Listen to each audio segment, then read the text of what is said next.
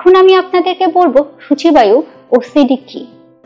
OCD বা obsessive compulsive disorder বা সূচিবায়ু হলো এমন একটি রোগ যার কারণে একজন মানুষের মনে অযাচিত, অবাঞ্ছিত, নিয়ন্ত্রণহীন চিন্তা, তাড়না বা ছবি বারবার আসতে থাকে এবং সেটি কমানোর উদ্দেশ্যে সে একই আচরণ বারবার করতে থাকে। অনেকে মনে করে থাকেন ওসিডি বা সূচিবায়ু মানে শুধু হাত ধোয়া বা পরিষ্কার পরিচ্ছন্ন থাকা। না, সূচিবায়ু নানানভাবে হতে পারে।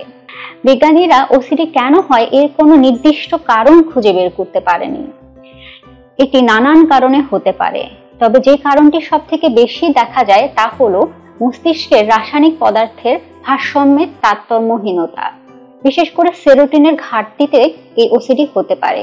এছাড়াও বংশে যদি কারো ওসিডি থাকে সেক্ষেত্রে সন্তানেরও এই ওসিডি বা সূচিবায়ু রোগটি হতে পারে।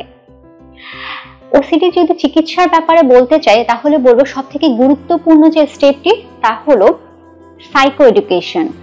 এছাড়াও আমরা দিয়ে থাকি কগনিটিভ বিহেভিয়ার থেরাপি, যেখানে এক্সপোজার রেসপন্স প্রিভেনশন থেরাপি সব থেকে বেশি কার্যকরী ওসিডিতে, এবং ওসিডির তীব্রতা অনুযায়ী আমরা ওষুধ সাজেস্ট করে থাকি।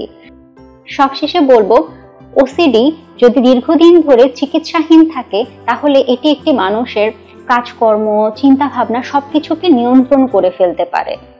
তাই আপনার সন্তানকে ওসিডি নিয়ন্ত্রণ করে ফেলার আগেই পদক্ষেপ নিন। একজন চাইল্ড অ্যান্ড অ্যাডোলেসেন্ট সাইকিয়াট্রিস্টের পরামর্শ অনুযায়ী চিকিৎসা করান, তাহলে প্রতিটি শিশু বেড়ে উঠবে স্বাচ্ছন্দ্যে, বাধাহীনভাবে।